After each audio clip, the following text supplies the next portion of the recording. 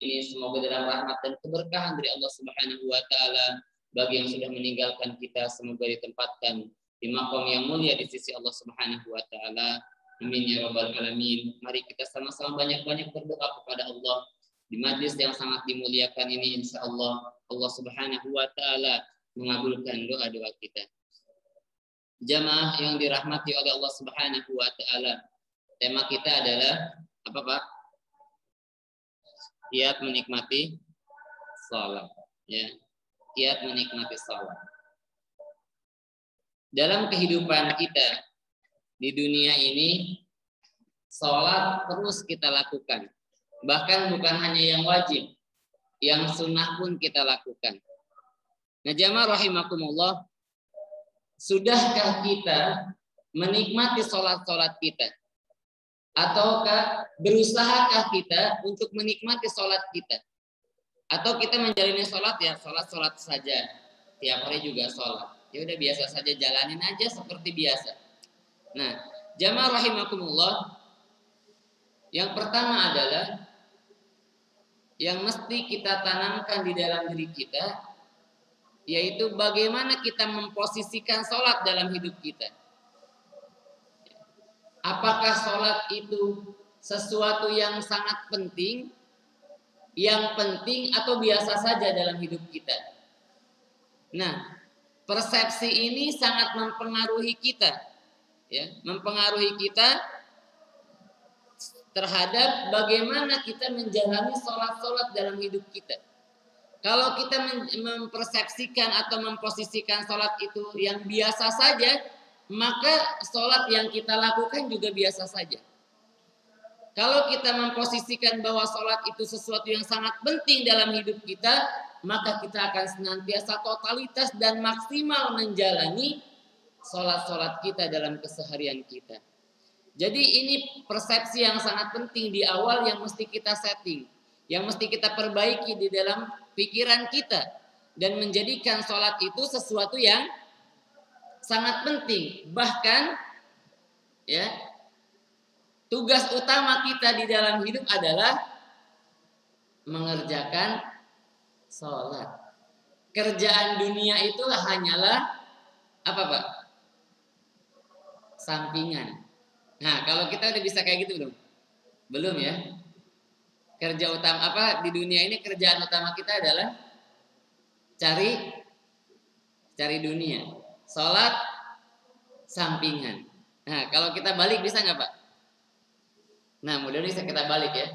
Jadi kalau udah kerja kemudian dengerin azan, apa yang kita lakukan? Segera bergegas untuk sholat. Gitu ya. Jadi kalau misalkan kita sedang kerja terdengar azan terus kita masih kerja aja, nanti juga keburu sholatnya, nggak dapet sholat sunnah. Keburu nanti juga sholatnya, sholat kita masbuk gitu ya. Nanti juga keburu sholatnya, dapatnya rakaat terakhir aja gitu.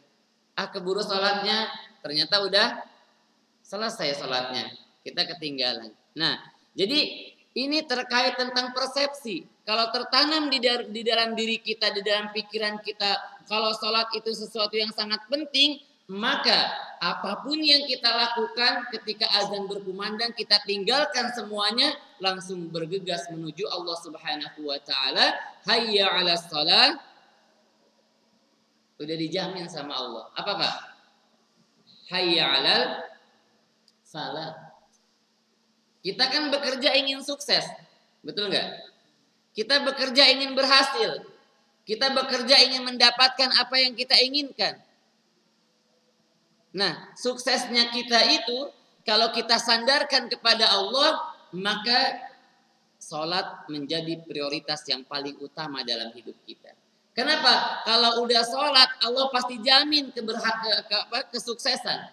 Bukan hanya sukses secara duniawi, tapi ada keberkahan di situ. Maka kalau di dalam konteksnya surat Al-Jumu'ah terkait tentang sholat Jumat, ya ini kita bisa mengambil makna umumnya. Faida qudiyatis sholat, apa, Pak? Fantashiru fil ard wabtagu min fadlillah wadhkurullaha katsira. Apa lanjutannya? La'allakum apa? Bukan la'allakum tattaqun ya. La'allakum tuflihun. Dijamin kesuksesan oleh Allah Subhanahu wa taala.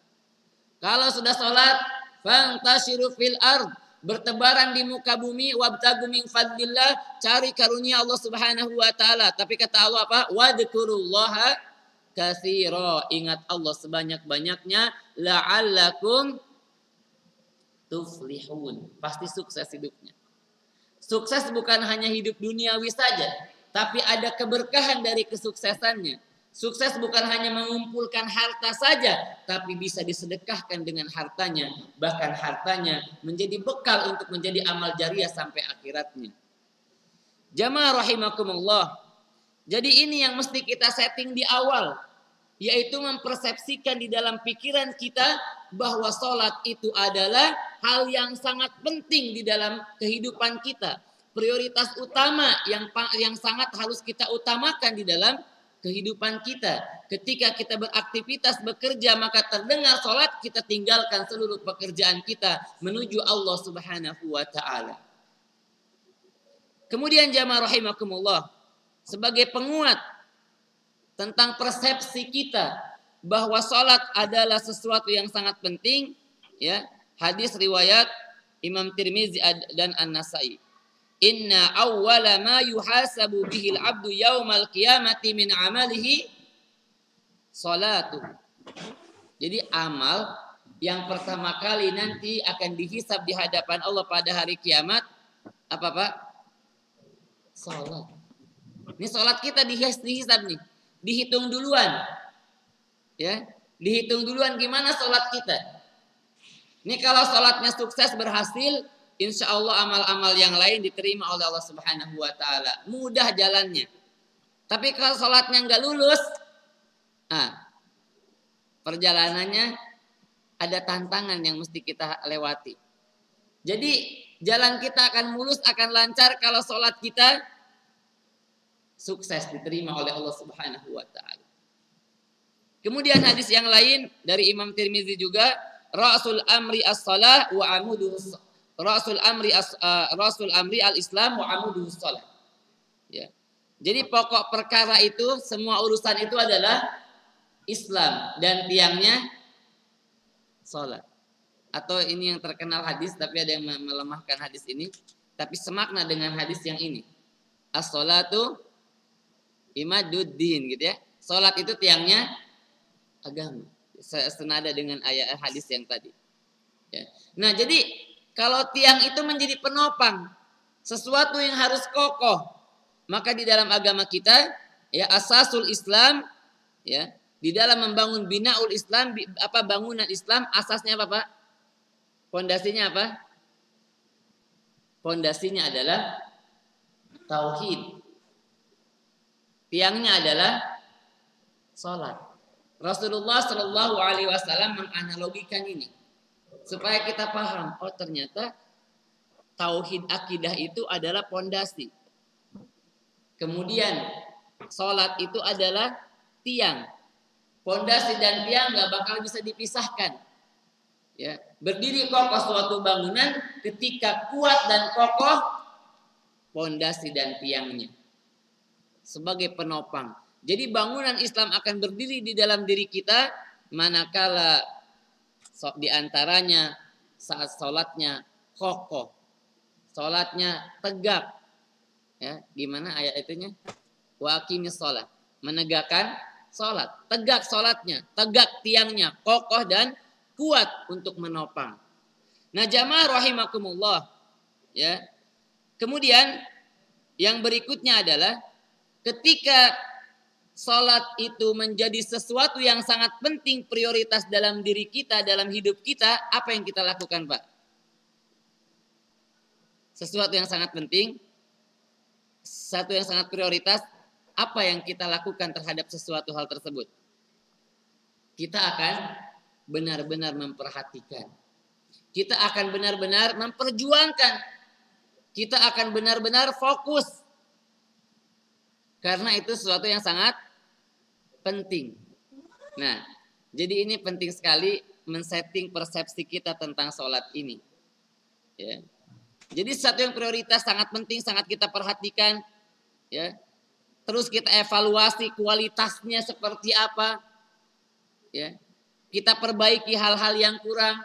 Jangan sampai karena kita tidak pernah meninggalkan sholat, tiap hari juga sholat, ya udah sholat aja, jalan-jalan aja, nggak usah ada perhatian, nggak usah ada perbaikan, jadi biasa saja. Nah ini penting jamaah rahimakumullah untuk kita terus memperbaiki kualitas sholat kita dari hari ke hari, dari waktu ke waktu. Ya, orang itu menjadi berkualitas gitu ya. Orang itu menjadi ahli. Contoh misalkan Ronaldo, Pak. Ronaldo itu kalau tendangan bebas, akurasi golnya itu lebih dominan, betul nggak? Beda dengan kita. Kalau kita suruh tendangan bebas, kayak kejar malah bolanya melenceng gitu, bukan masuk ke gawang. Kenapa? Apa bedanya kita dengan Ronaldo? Kenapa Ronaldo pintar main bola, kita nggak pintar? Kenapa, Pak? Nggak ada bakat. Bukan hanya bakat. Ronaldo itu latihannya sering. Dia kerjaan utamanya nendangin bola aja gitu. Ya. Kerjaan utama Ronaldo nendang bola. Bisa sehari berapa puluh kali, mungkin ratusan kali dia nendang bola sehari. Nah, orang semakin banyak latihan, dia akan semakin ahli. Begitu juga dengan sholat. Kita nggak ada latihannya, kecuali dulu ketika kita masih kecil. Sekarang udah nggak pakai latihan lagi, sholat aja jalan. Nah, disitulah bagaimana kita men-setting hati kita agar tumbuh di dalam diri kita bahwa dari sholat ke sholat, dari waktu ke waktu sholat harus semakin berkualitas sholat kita. Nah, jamaah rahimakumullah, dari mana kita mulainya nih? Ya, dari mana kita mulainya? Untuk agar sholat kita bisa berkualitas. Mulai dari mana kita startnya, Pak? Start awalnya. Start awal supaya sholat kita benar-benar berkualitas. Sholat itu kan ibadah yang luar biasa ya. Ini saya bisa ngomong seperti ini kenapa, Pak? Kedengeran. Atau kipas bisa muter gitu ya. Ada lampu bisa nyala. Bapak punya mobil bisa jalan. Ya punya handphone. Ini juga mungkin ada yang di rumah lihat gitu ya. Pakai Zoom. Kenapa bisa seperti itu? Karena komponen-komponennya berfungsi, connect semuanya. Ya, bahkan di luar negeri pun bisa kita ngobrol pakai Zoom, kelihatan ngapain, kita bisa dengar semuanya. Ya, coba dipikir pakai logika gimana caranya gitu ya. Kok bisa gitu? Bisa gimana caranya gitu. Nah, orang-orang yang paham dia akan mengerti, tapi kalau kita yang awam gimana caranya nggak ngerti, kok bisa gitu ya. Lewat berbagai macam negara gitu.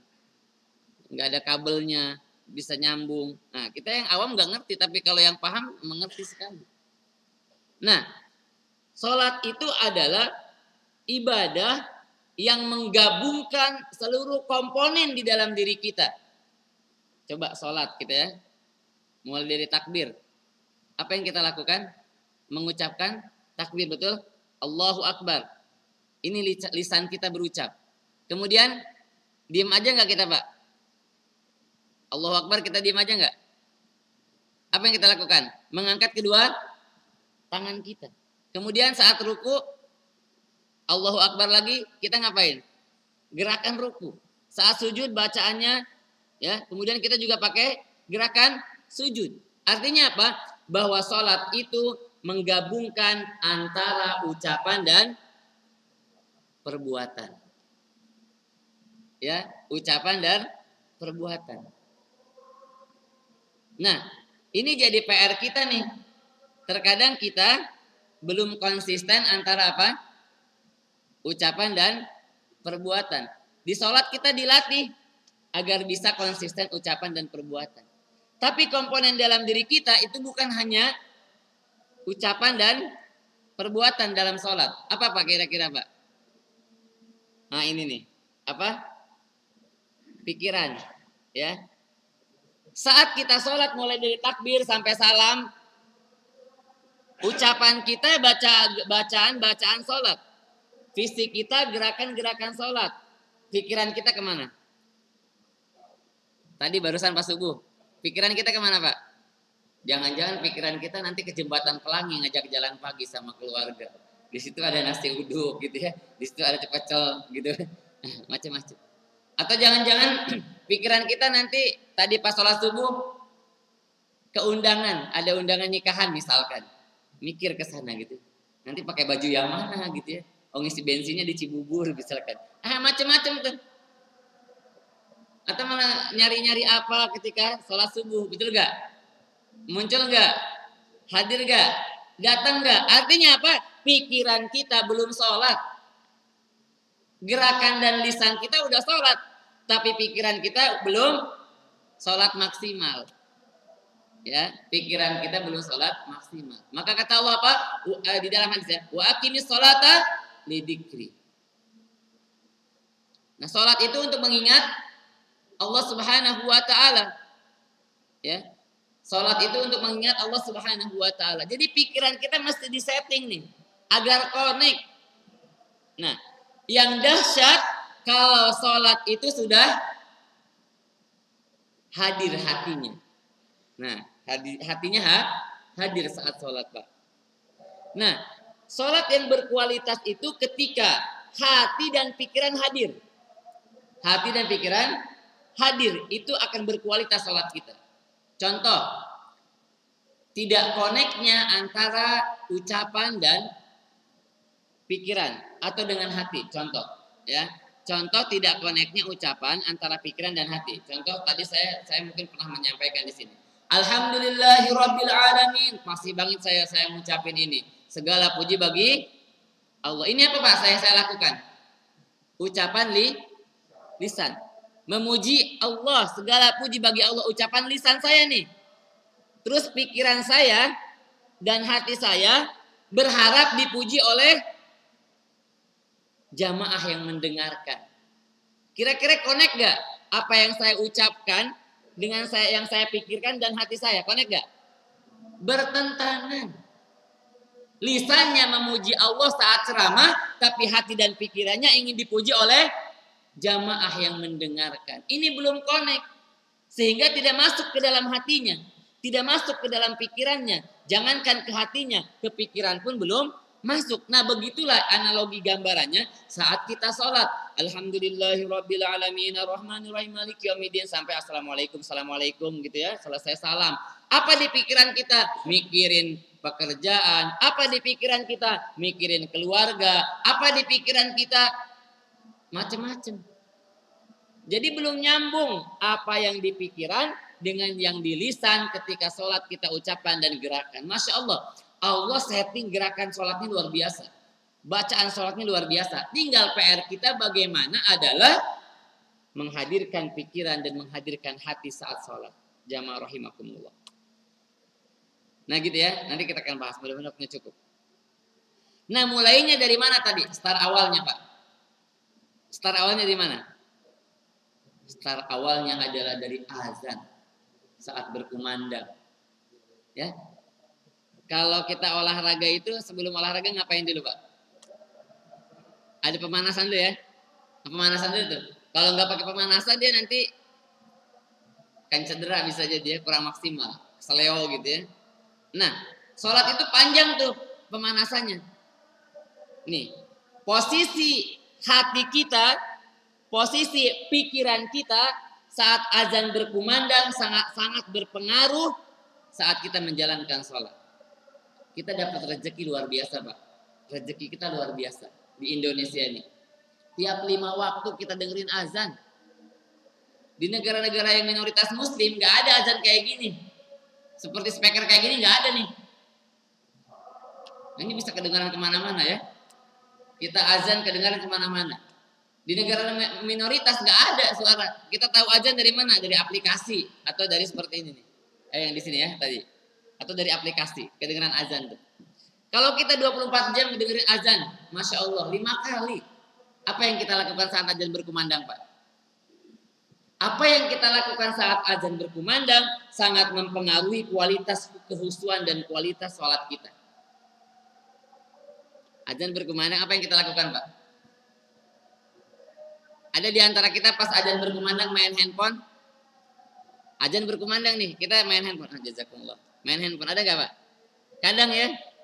Nunggu sholat dulu deh, rehat gitu, rehat kan. Misalkan di tempat kerja juga bisa jadi kayak gitu, rehat dulu. Dengerin ajan kita rehat. Malah kita main handphone sambil santai duduk-duduk nyender gitu kan. Nah, padahal Masya Allah, fadilah mendengarkan azan ini luar biasa. Ya, fadilah mendengarkan azan luar biasa. Di dalam hadis ya, digambarkan hadis riwayat Muslim ini, siapa yang dengerin azan, ya, saat azan berkumandang, Allahu Akbar, kita dengerin dan ikutin tuh bacaan muazin ya. Kita hafal kan? Hayya 'alas shalah apa jawabannya, betul kan? Hayya 'alal falah apa jawabannya gitu terus ya. Nah, orang yang mendengar azan kemudian jawab bacaan imam, mendengar dan menjawab mengikuti bacaan imam, mendengar dan menjawab bacaan muazin saat berkumandang azan, apa Pak fadilahnya? Min qalbihi, mendengar dan menjawab bacaan muazin dari hatinya. Hatinya hadir saat azan. Tadi pikiran kita belum hadir saat sholat. Ini ketika azan berkumandang, hati udah hadir. Allahu Akbar, membesarkan Allah. Hati kita besarkan Allah terus gitu ya. Sampai la ilaha illallah. Di sini hati kita hadir. Hati kita setting untuk hadir saat mendengarkan azan. Kata Rasulullah SAW di dalam hadis riwayat Muslim apa Pak? Orang dengerin azan, kemudian dia jawab bacaan azan dari hatinya, dakhalal jannah, masuk surga. Masuk surga.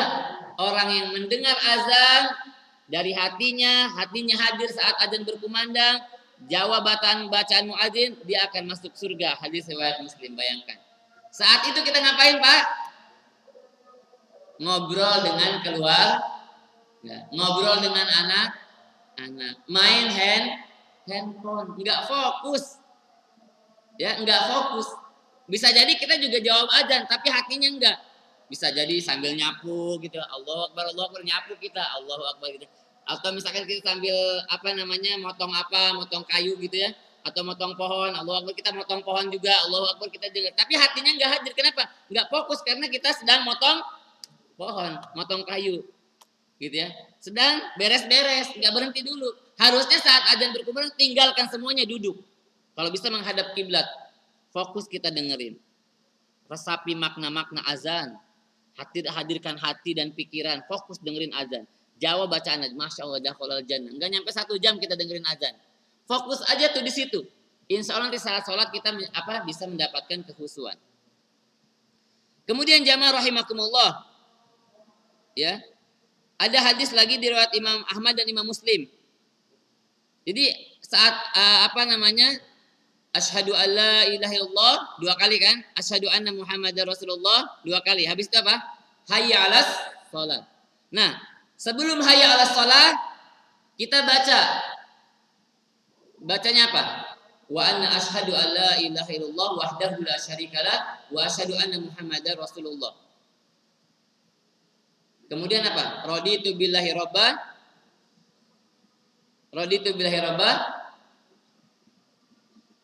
Bukan wabil islami dina. Wabi Muhammadin Nabi wa Rasulah, baru wabil islami dina. Jadi dibalik tuh. Nabi Muhammadnya didulukan. Baru Islamnya diakhirkan. Ini pas ini. Tapi nanti setelah selesai azan beda lagi. Islamnya didahulukan. Raditu billahi robba wabil islam dina wabi Muhammadin Nabi wa Rasulah. Itu baru kalau di akhir azan. Kalau ini sebelum hayya 'alas shalah kita baca ayat tadi ya. Wa anna asyhadu alla ilaha illallah wa la syarikalah wa asyhadu anna Muhammadar Rasulullah. Raditu billahi robba wabil Muhammadin Nabi wa Rasulah wabil islami dina. Apa fadilahnya Pak? Ghufirallahu dzambuhu, akan dihapuskan, diampuni dosanya. Ya, dengerin azan, jawab azan, apa tadi? Masuk surga. Baca tadi sebelum hayya 'alas shalah, baca itu diampuni dosanya oleh Allah Subhanahu wa taala. Kemudian saat selesai azan, ya, kita baca Allahumma rabb hadhihi da'watit tammah dan seterusnya. Hafal insyaallah ya. Kita baca itu tuh setelah selesai azan, apa Pak? Fadilahnya illa halat lahu syafa'ah yaumal qiyamah. Dihalalkan syafaat pada hari kiamat. Masya Allah. Ya. Kemudian, kul kama yakulun. Siapa yang mengatakan seperti muadzin berkumandang, ya, muadzin berkumandang kita ngikutin seperti tadi. Ya, tadi fadilahnya apa? Masuk surga. Nah, ini ngikutin seperti itu udah sama tuh, dapat 2 kan. Habis itu selesai azan kita doa. Maka apa yang kita doakan di dalam hadis riwayat Abu Daud ini, apa yang kita minta kepada Allah setelah selesai azan itu akan diberikan oleh Allah Subhanahu wa taala. Bayangkan, Pak. Apa fadilahnya tadi? Dengerin azan dengan berbagai macam tadi amalannya. Masuk surga, diampuni dosa, dapat syafaat, dikabulkan doa. Siapa yang enggak mau, Pak? Itu yang kita harapkan. Betul? Itu yang kita harapkan. Tapi ketika azan berkumandang 5 kali sehari, kita mendengar azan itu, apa yang kita lakukan? Tadi masih main handphone. Yang penting mending handphonenya penting. Kadang nggak penting juga, cuman buka-buka Facebook gitu ya, cuman buka-buka WhatsApp, ada yang masuk gak nih gitu ya. Nah, atau jangan-jangan pas azan berkumandang malah kita buka ini aplikasi GoFood, pesen makanan buat makan siang dengerin azan zuhur. Nah, padahal di situ ada peluang diampuni dosa, masuk surga, masya Allah. Ini terkadang yang kita lalaikan, ini yang terkadang kita lewatkan, sehingga hati kita belum siap nanti ketika sholat. Nah, jamaah rahimakumullah, Allah Subhanahu wa taala berikan fadilah berlimpah luar biasa melalui hadis Rasulullah Shallallahu alaihi wasallam. Ini menjadi kesempatan bagi kita. Ya, sehari 5 kali rezeki bagi kita di Indonesia yang kita terus mendengar azan, masya Allah. Nah, mudah-mudahan kita coba setting, Pak. Fadilahnya luar biasa. Mulai kita amalkan nih. Semenjak zuhur nanti kita mulai siapkan, sepertinya azan zuhur berapa menit lagi nih. Kita sudah siapkan semuanya. Kita sudah siapkan duduk, fokus totalitas. Jangan ngobrol dulu, ya. Kita fokus dulu, jangan main handphone dulu. Ini anak-anak saya di rumah juga ya. Kadang gini ya, nggak tahu ya ini kenapa seperti itu. Pas nggak azan dia diem aja gitu. Anak-anak itu. Pas giliran azan ngajak ngobrol. Bingung saya. Pas sebelum azan anak kemana gitu ya, dia main sendiri. Pas sering banget pas azan saya duduk gini, anak nyamperin ngajak ngobrol gitu. Anak yang 4 tahun. Ini kan diam dulu ya gitu, dengerin. Dia karena namanya anak-anak dibilang nanti pas aja datang lagi ngajak ngobrol lagi. Kalau nggak ngajak ngobrol dia ngomong sendiri gitu kan. Kita lagi fokus dia malah ngomong atau ngobrol sama kakaknya gitu ya. Nah, ini kita juga terkadang mesti nyampein ke keluarga agar mereka juga fokus tuh. Masya Allah, fadilahnya luar biasa. Hati ini pasti dapat, Pak. Apalagi masya Allah kalimat azan ya, membesarkan Allah ya, tauhid kita tuh. Tauhid masya Allah luar biasa. Nah, ini jamaah rahimakumullah. Kemudian ya, berikutnya berwudu, masya Allah. Wudu juga ini merupakan rangkaian. Di dalam hadis riwayat Muslim ya, apa hadisnya? Ada yang tahu fadilah wudu, Pak?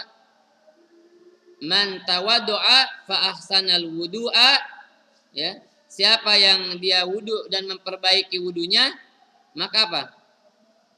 Maka akan keluar dosa-dosanya ya. Dibersihkan dosa-dosanya dari jasadnya hatta takhruju min, sampai keluar dari apa? Ini apa? Dari kuku-kukunya nih, bawah kuku-kukunya keluar tuh dosa-dosanya. Saat kita wudu. Jadi ini belum sholat, ini fadilahnya udah luar biasa. Belum sholat. Siap kita wudu, perbaiki wudu kita, keluar dosa-dosa dari jasad kita, dari fisik kita, dari tubuh kita, sampai dari bawah kuku, ini keluar, Pak, dosa-dosa kita.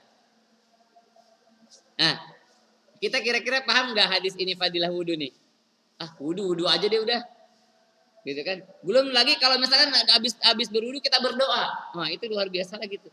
Nah, jadi jamaah rahimakumullah, rangkaian sebelum sholat ini berbagai macam limpahan keberkahan, limpahan fadilah, pahala Allah berikan buat kita.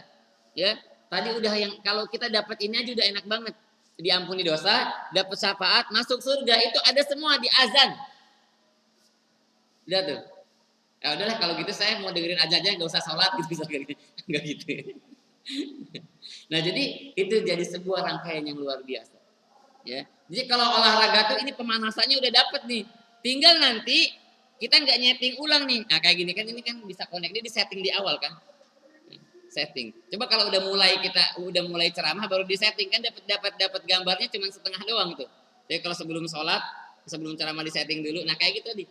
Ya. Jadi saat azan kita udah setting hati, udah setting pikiran, ya saat azan udah setting semuanya, kemudian kita ikut sholat di sini, sholat jamaah itu dapat Pak, udah siap nih, udah siap hati kita, udah bahasanya kalau ini udah on, ya belum kalau belum dinyalain masih off gitu ya, udah on nih, udah nyala nih, hati kita udah nyala, pikiran kita udah nyala, ikut sholat, dapat energi sholatnya nanti, ya. Nah, jadi jamaah rahimakumullah, ini penting buat kita. Rangkaian dari apa? Dari azan, rangkaian dari wudu ini merupakan salah satu hal yang mesti kita perhatikan. Ya, bukan memperhatikan dengan pikiran saja, tapi juga memperhatikan dengan hati. Ya, karena hati ini sangat dominan, hati ini sangat penting, kehadiran hati sangat mempengaruhi seluruhnya. Nah, jamaah rahimakumullah, berikutnya adalah bahwa sholat itu adalah sesuatu hal yang kalau kita bisa nikmati, maka insya Allah kita akan benar-benar mendapatkan kebahagiaan dalam hidup. Kita akan benar-benar mendapatkan ketenangan, ketentraman, dan kenyamanan dalam hidup kita. Di dalam hadis digambarkan, wa ju'ilat qurratu aini fis shalah. Rasulullah menjadikan sesuatu yang paling berkesan, sesuatu yang paling membahagiakan itu ketika sholat. Bapak-bapak, kesan yang paling kita ingat selama hidup kita apa? Ada yang punya kesan gak dalam hidup? Atau jangan-jangan gak pernah memiliki kesan lagi? Hidupnya datar aja gitu ya. Apa Pak? Ya minimal sekali lah. Pas pengantin baru ya. Nah, kebayang gak bagaimana kesan itu sesuatu yang membahagiakan, yang selalu teringat, ya, yang kalau ingat kadang jadi tenang gitu ya, mungkin bisa jadi senyum-senyum sendiri gitu ya. Nah, kebayang gak sholat 5 kali sehari kita lakukan itu menjadi sesuatu yang paling berkesan. Kenapa sholat itu yang paling berkesan dalam hidup? As-salatu mi'rajul mu'min. Karena saat sholat kita sedang bertemu dengan Allah. Saat sholat kita bertemu dengan Allah, hati kita hadir, ya, bertemu dengan Allah Subhanahu wa Ta'ala. Dan masya Allah ya, sholat itu bukan amal yang biasa. Bahkan Rasulullah Shallallahu Alaihi Wasallam menerima perintah sholat ini lewat peristiwa Isra dan Mi'raj, bertemu langsung dengan Allah Subhanahu wa Ta'ala. Jadi sholat itu saat kita bertemu dengan Allah harus hadir hati kita. Karena kalau fisik dan gerakan saja nggak bisa kita bertemu dengan Allah. Tapi kalau hadir hati kita, merasakan kita bertemu dengan Allah Subhanahu wa Ta'ala. Maka di situ ada ihsan. Apa itu Pak ihsan? Anta budallaha ka'annaka takun tarahu fa illam takun tarahu fa innahu yaraka. Seakan-akan kita melihat Allah Subhanahu wa Ta'ala, tapi kalau tidak bisa, yakini bahwa Allah pasti melihat kita. Melihat bukan dengan pandangan, tapi melihat dengan mata hati kita. Maka itu bisa kita rasakan saat hati hadir. Kalau hati nggak hadir nggak bisa. Atau di hadis lain, ya Bilal, arihna bis sholat. Jadikan istirahat di dalam sholat. Jadi sholat itu rehat Pak. Ya, kalau di dalam ILC gimana Pak? Yang itu karena Ilyas rehat sejenak gitu kan. Nah, ini rehat di dalam sholat. Nah, jadi jamaah rahimakumullah, kita mesti memperjuangkan ini agar benar-benar terasa kenikmatan di dalam hati kita. terasa ketenangan, ketentraman, dan kenyamanan. Saya kasih rumus gini. Kalau kita tidak merasakan ketenangan yang maksimal di dalam sholat, maka kita tidak akan pernah bisa merasakan ketenangan dalam hidup keseharian kita. Kalau kita tidak bisa totalitas mengingat Allah, berzikir ketika sholat, maka kemungkinan dalam aktivitas duniawi kita tidak akan bisa mengingat Allah. Kenapa? Saat sholat saja belum tentu kita ingat kepada Allah. Saat sholat kita masih ingat dunia. Saat sholat kita masih ingat keluarga. Saat sholat kita masih ingat pekerjaan. Saat sholat masih ingat tempat jalan. Saat sholat kita nyali jalan. Ya, mau jalan kemana gitu. Hari ini hari Ahad kan libur nih. Mengajak keluarga. Kita nyari jalan yang gak macet pas sholat subuh tadi. Padahal serahkan aja ke Google Map, lebih akurat insya Allah daripada pikiran kita kan. Nah, jadi saat sholat kita masih ingat hal-hal yang di luar Allah Subhanahu Wa Taala, di luar sholat masih ingat dunia, apalagi saat kita bekerja dunia. Jadi nggak mungkin kalau saat sholat kita nggak ingat kepada Allah atau masih ingat dunia, saat ingat dunia nggak mungkin kita akan mengingat Allah Subhanahu Wa Taala. Padahal kata Allah tadi apa? Wadkurullaha katsira. Ingat banyak-banyak kepada Allah. Alladzina yadhkurunallaha qiyaman wa qu'udan wa 'ala junubihim. Ingat kepada Allah dimanapun dan kapanpun. Nah jadi jamaah rahimakumullah, ini mesti kita terus setting di dalam diri kita. Mesti kita persiapkan dalam diri kita. Ya, agar kehusuan sholat itu semakin meningkat dari hari ke hari, dari waktu ke waktu. Jadi dia adalah sesuatu yang harus kita nikmati. Harus berusaha kita nikmati. Nanti bagaimana caranya di akhir insya Allah ya. Ini sampai jam berapa Pak? Jam 6. Baik. Kemudian jamaah rahimakumullah.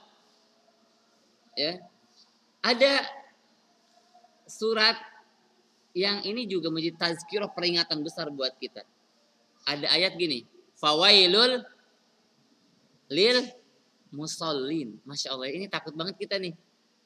Celaka orang-orang yang sholat. Alladinahum ang sholatihim sahun. Orang yang lalai dari sholatnya. Terus apa lagi? Alladinahum yuraun, ingin dilihat oleh manusia. Terus apa lagi? Wayam naunal maun. Jadi ada ternyata potensi orang yang sholat itu celaka gitu. Nah maka ini menjadi tazkirah, peringatan keras buat kita. Agar apa? Agar kita terhindar dari ini. Jadi kita mesti bertanya ke dalam diri kita. Apakah sholat kita itu fawailul lil musallin, atau sholat kita itu qad aflahal mu'minun. Ya, ada qad aflahal mu'minun, ada fawailul lil musallin. Nah, kalau kita sering bertanya, kira-kira sholat saya ini qad aflahal mu'minun atau masih fawailul lil musallin nih? Nah, kalau kita sering bertanya seperti itu, insya Allah akan terdorong motivasi untuk memperbaiki kualitas sholat kita. Kalau kita kayak tadi, sholat aja, jalan-jalan aja deh. Padahal ada fawailul lil musallin di situ. Gitu ya. Nah, jadi jamaah rahimakumullah, tumbuhkan motivasi agar sholat kita semakin berkualitas. Kalau sholat kita berkualitas, kalau sholat kita udah benar, insya Allah masalah lain mudah. Urusan-urusan yang lain akan dimudahkan oleh Allah Subhanahu Wa Taala. Pekerjaan kita, bisnis kita, keluarga kita, semua akan pasti mudah, nggak mungkin susah, nggak mungkin.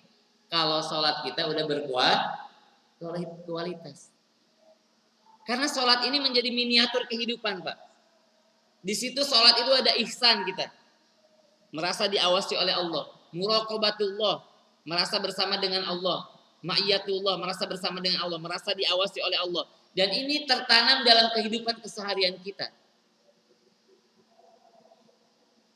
Saya di Masjid Ali Kelas itu ada rumah Quran. Ada yang mukim menghafal Quran 30 juz. Saya kebetulan baru seminggu ini diamanahin untuk jadi pengasuhnya. Saya bilang ke santri di sana, ketika ada sampah di masjid ya, itu adalah rezeki buat kita. Ada sampah di masjid itu rezeki buat kita.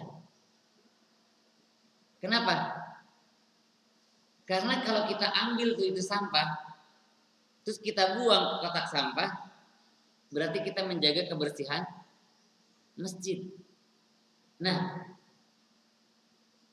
kira-kira apakah masjid itu bersih semua atau ada masjid yang kotor, Pak? Ini malam udah bersih ya, karena habis dipel. Nah, ada masjid yang kadang sampah di mana-mana gitu kan? Nah, itu kira-kira yang buang sampah di situ siapa, Pak? Orang yang di luar, orang yang nggak sholat, orang lewat gitu di jalan terus buang sampah ke masjid, atau orang yang dalam masjid? Gitu ya. Nah, ada hadis ya. Ini sebagai analogi saja. Hadisnya itu kan orang yang memiliki iman terendah itu apa? Tandanya diantaranya, selemah-lemah iman itu kalau ada halangan di tengah jalan dia diambil. Nah, ini kita buang sampah sembarangan di tengah jalan. Kira-kira itu ada imannya enggak? Iman yang paling lemah itu mengambil sesuatu di jalan agar tidak mencelakakan orang. Ini kita buang sampah sembarangan di tengah jalan. Kira-kira ada imannya enggak? Atau kita buka sebenarnya di masjid. Sebenarnya bukan niat buang sampah sih. Tapi karena enggak ada perhatian tadi, habis minum ada segini kayak gini ya. Taruh aja gitu. Nanti kira-kira siapa udah enggak apa-apa, nanti yang biasa bersihin masjid aja yang bersihin gitu ya. Nah, jadi ini ya. Jadi saya bilang ke santri itu ada sampah di masjid, rezeki buat kita. Ambil. Kita buang. Nah, kira-kira kita bisa ngamalin seperti itu kalau posisi kita seperti apa, Pak? Maksudnya posisi hati. Kalau ada ihsan dalam hati kita. Ya Allah, ini Allah lihat nih. Ada sampah di sini. Kalau saya ambilnya Allah melihat saya nih. Ini jadi pahala membersihkan tempat ibadah, rumahnya Allah. Kita buang. Itu di situ ada ihsan. Nah, ihsan itu ketika sholat tumbuh, itu akan menjadi energi dalam keseharian kita, Pak. Maka di dalam digambarkan inna sholata tanha anil fahsya'i wal munkar. Itu sholat itu menjadi solusi seluruh kehidupan kita. Jadi kalau sholatnya udah benar, semua tatanan kehidupan pasti benar. Kalau sholatnya udah berkualitas, tatanan kehidupan juga pasti berkualitas. Maka permasalahan kita secara individu, permasalahan kita dalam keluarga, atau misalkan permasalahan kita dalam bernegara saat ini, korupsi misalkan, nggak usah banyak-banyak pelatihan training bagaimana cara mencegah korupsi. Benerin aja sholatnya, selesai korupsinya insya Allah.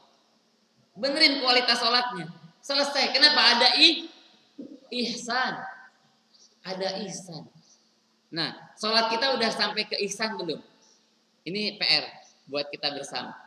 Jadi tadi ya, kita nggak latihan, nggak ada latihannya. Tiap hari udah otomatis kita sholat. Cuman bagaimana agar ihsan itu terus tumbuh, merasa diawasi oleh Allah Subhanahu Wa Taala. Nah, jamaah rahimakumullah, ya. Terus bagaimana caranya agar kita bisa menikmati sholat? Nah, yang pertama adalah menghadirkan khauf, roja, dan cinta kepada Allah. Saya tanya ke istri beberapa bulan yang lalu, kamu kenapa sholat?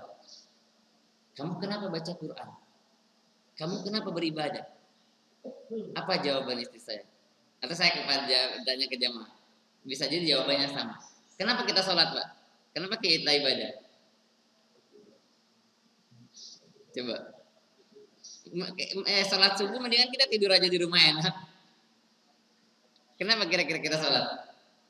Karena kewajiban. Karena ada perintah sholat, betul gak? Ada yang lebih dari itu, Pak? Nah, itu istri saya jawabnya gitu. Karena diperintahkan sholat, ya sholat gitu. Saya bilang ke istri, ini saya sedang merenungi diri saya sebetulnya. Karena saya tanya ke istri, bukan saya berarti saya sudah mampu, belum. Saya juga terus berlatih. Saya bilang ke istri, kita harus berusaha dalam ibadah itu orientasinya adalah sampai kita kenapa beribadah kepada Allah? Karena saya cinta kepada Allah, saya beribadah.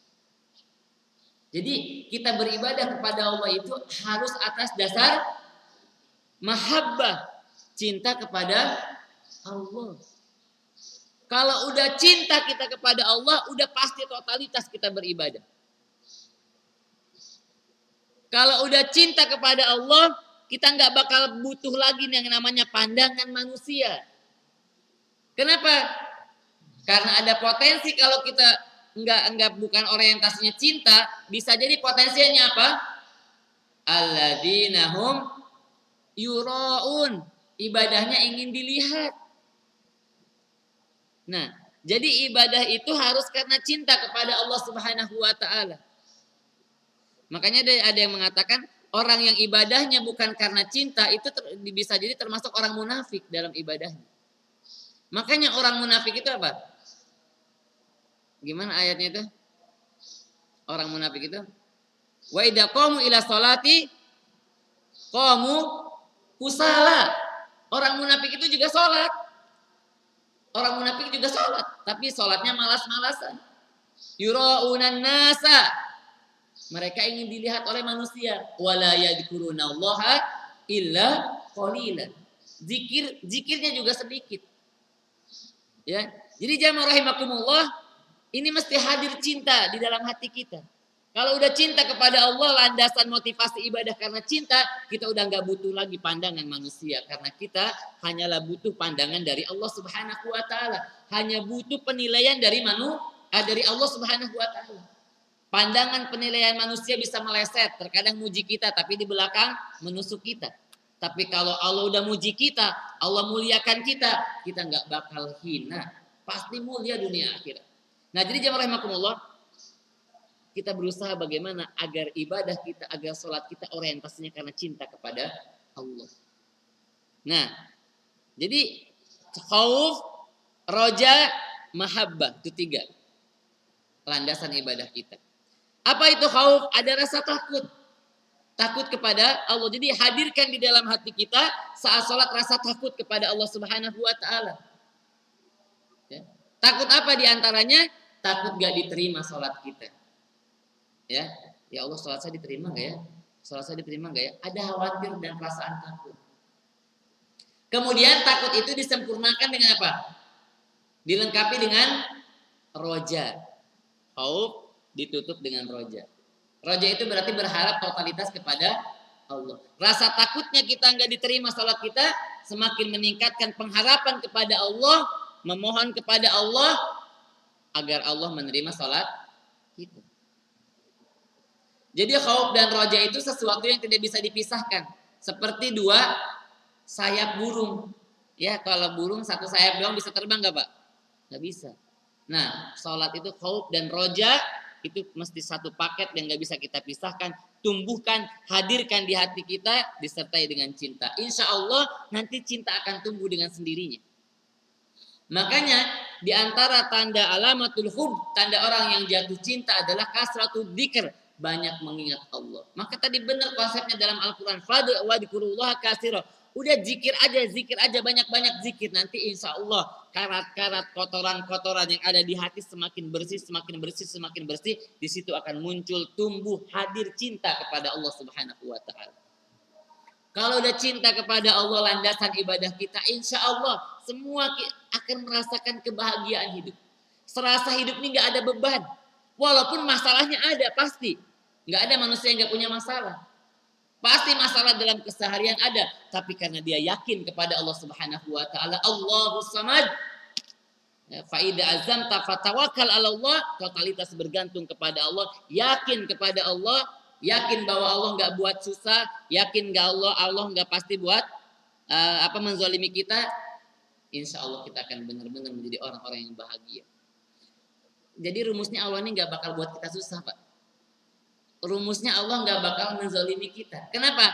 Ar-Rahmanir Rahim, Maha Pengasih, Maha Penyayang. Gak mungkin zalimi kita. Gak mungkin buat kita susah. Yang buat kita susah siapa?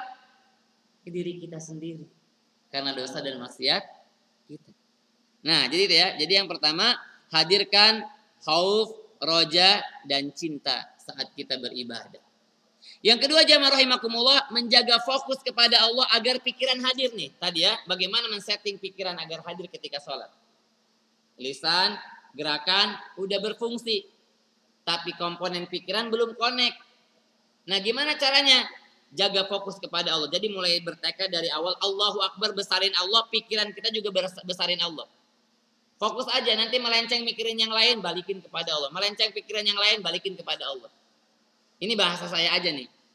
Kalau kita Allahu Akbar, besarin Allah dengan lisan kita, dengan gerakan kita. Ini kan kita besarin Allah, betul nggak? Nanti ruku, Allahu Akbar, gerakan-gerakan sholat kita, peralihannya didominasi dengan takbir. Terus, kalau kita saat sholat nginget yang lain, berarti kita masih membesarkan yang lain dibandingkan membesarkan Allah. Kita masih membesarkan pikiran kita dibandingkan dengan membesarkan Allah. Secara lisan tadi kita ngucapin takbir, tapi secara pikiran kita masih mikirin yang lain. Harusnya fokus kepada Allah Subhanahu wa Ta'ala.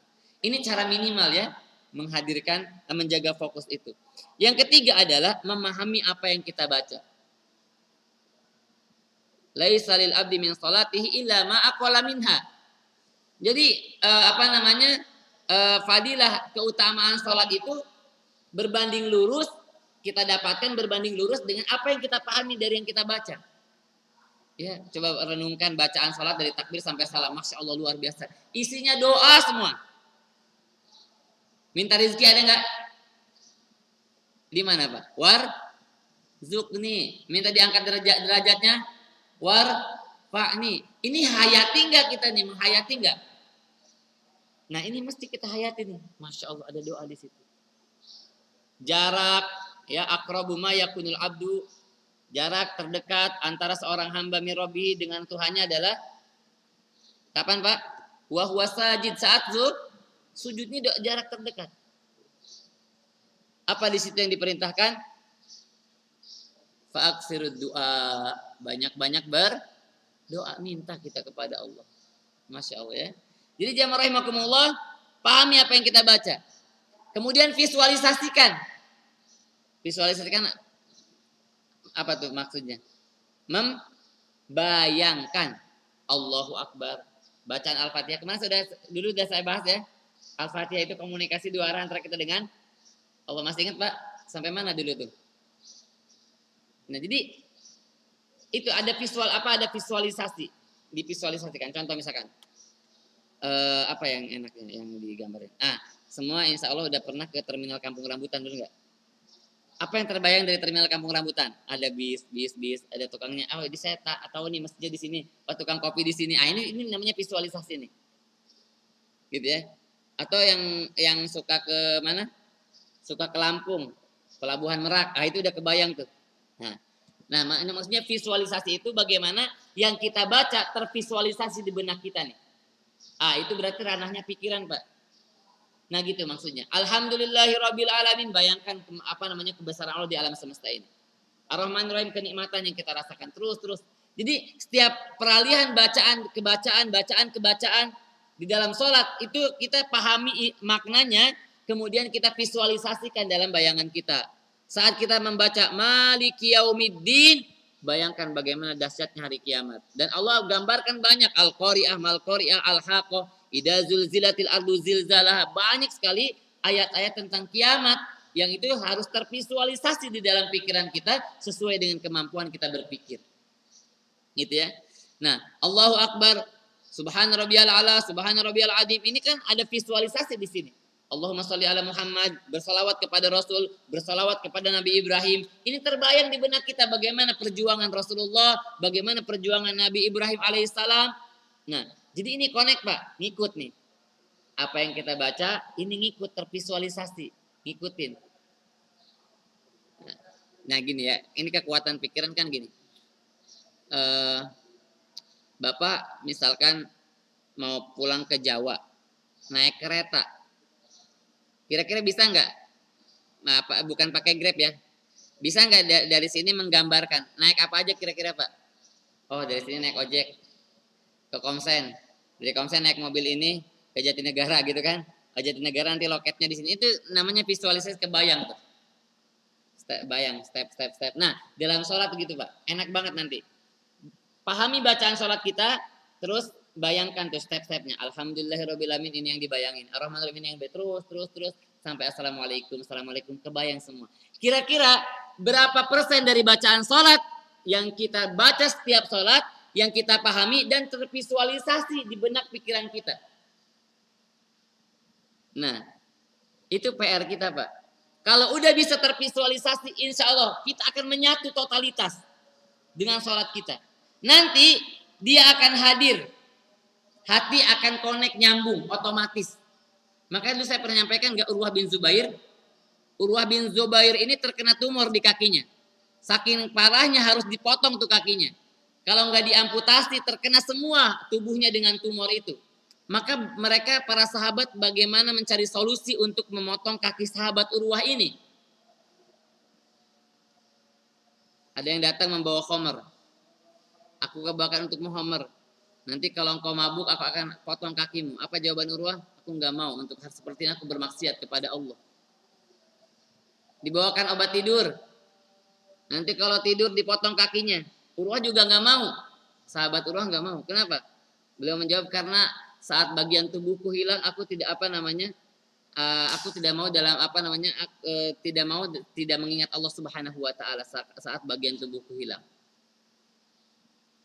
Kebayang apa yang beliau lakukan saat dipotong kakinya? Saat kondisi sholat dipotong kakinya. Dan tidak berteriak-teriak kesakitan. Yang disebut adalah asma Allah Subhanahu Wa Taala. Membesarkan Allah. Kenapa? Sudah menyatu hati pikirannya, totalitas benar-benar menyatu dengan sholatnya. Sehingga rasa sakit yang dirasakannya terkalahkan oleh rasa cinta dan zikirnya. Rasa cinta dan ingatnya kepada Allah. Masya Allah. Sampai seperti itu Pak. Jadi udah menyatu nih pikirannya, udah menyatu hatinya. Itu namanya connect. Nah kayak gini nih connect nih, ada gambar. Di rumah juga ada gambarnya. Itu connect nih. Nyambung. Nah jadi PR kita jamaah rahimakumullah. Bagaimana agar pikiran kita hadir ikut sholat juga. Jadi kalau udah gerakan udah, lisan udah, pikiran nanti hadir, insya Allah akan masuk ke hati nih. Dari pikiran akan masuk ke hati. Tertransfer. Kalau udah masuk ke hati, ini akan menjadi energi dalam kehidupan kita. Tadi ada sampah dipungut, ucapan diperhatikan, mayal fidumin kaulin illa ladaihi raqibun atid. Oh, setiap kata yang terucap ini ada malaikat raqib atid nih. Man kana yu'minu billahi wal yaumil akhir falyakul khairan aw liyasmut. Orang beriman kepada Allah dan hari akhir berkata yang baik, kalau nggak bisa diam. Nah, jadi itu menjadi semua energi dalam lini kehidupan kita, Pak. Menjadi salat yang berkualitas, salat yang khusyuk akan menjadi energi di dalam seluruh lini kehidupan kita, dimanapun kita berada, dan akan menjadi sumber solusi seluruh permasalahan hidup kita juga, baik secara individu tadi, keluarga ataupun bahkan berbangsa dan bernegara. Salat ini menjadi solusi kehidupan kita. Bahkan bukan hanya di dunia kita akan mendapatkannya, di akhirat pun akan mendapatkan kemuliaan yang sangat luar biasa. Orang-orang yang khusyuk dari salatnya. Ya. Alladzina hum fi salatihim khashi'un. Apa nanti terus surah Al-Mu'minun itu Pak? Alladzina yarisunal firdaus. Diberikan surga Firdaus Pak, surganya Pak. Surga yang paling ideal. Ya, kalau kita beli perumahan ada tipe berapa gitu ya. Nah, kita paling nyarinya tipe yang paling bagus kan. Nih surga yang paling bagus, surga Firdaus. Itu diantaranya diberikan bagi orang-orang yang khusyuk dalam sholat. Nah, jadi jamaah rahimakumullah, ini PR kita bersama, ini tugas kita bersama. Saya menyampaikan ini bukan berarti saya sudah mampu dan bisa, belum. Saya juga masih berusaha. Ya, saya juga masih tertatih-tatih, masih terseok-seok, ya, masih berusaha. Tapi kesadaran kita yang kita tumbuhkan ini akan memotivasi kita untuk semakin baik. Yang berbahaya kalau kita nggak menyadari, ya udah sholat aja deh. Ya nanti hasilnya juga biasa aja. Yang mudah-mudahan kita berdoa kepada Allah Subhanahu Wa Taala membimbing kita, membimbing kita untuk semakin khusyuk dalam sholat, membimbing kita untuk senantiasa bisa menikmati sholat-sholat kita, membimbing kita untuk senantiasa bisa menjadikan sholat prioritas yang paling utama dalam hidup kita, membimbing kita untuk senantiasa sholat ini benar-benar kita tumbuh cinta kepada Allah Subhanahu wa Ta'ala, hadir hati kita, hadir pikiran kita, benar-benar kita bisa menikmati sholat. Dan kalau kita sudah menikmati sholat, insya Allah kita akan benar-benar mendapatkan, merasakan kebahagiaan, ketentraman, kedamaian yang sesungguhnya dalam hidup kita, nafsul mutmainnah. Dan insya Allah dengan nafsul mutmainnah itu, irji'i ila rabbiki radiyatan mardiyah fadkhuli fi ibadi wadkhuli jannati, kembali ke dalam surga Allah Subhanahu wa Ta'ala. Mudah-mudahan doa-doa kita dikabulkan oleh Allah Subhanahu wa Ta'ala, kita terpilih menjadi hamba-hambanya yang dicintai oleh Allah Subhanahu wa Ta'ala, bisa khusus salat-salat kita, dan mudah Allah merahmati, memberkahi kita di dunia dan kelak di surga Allah Subhanahu wa Ta'ala. Itu jamaah rahimakumullah yang bisa disampaikan pada kesempatan pagi hari ini. Mudah-mudahan bermanfaat. Semoga Allah karuniakan ilmu yang berkah, bisa kita amalkan, bermanfaat dunia buat dunia dan akhirat kita. Mohon dimaafkan kalau ada yang kurang berkenan. Walafu minkum subhanaka Allahumma wa bihamdika asyhadu an la ilaha illa anta astaghfiruka wa atubu ilaik. Wassalamualaikum warahmatullahi wabarakatuh.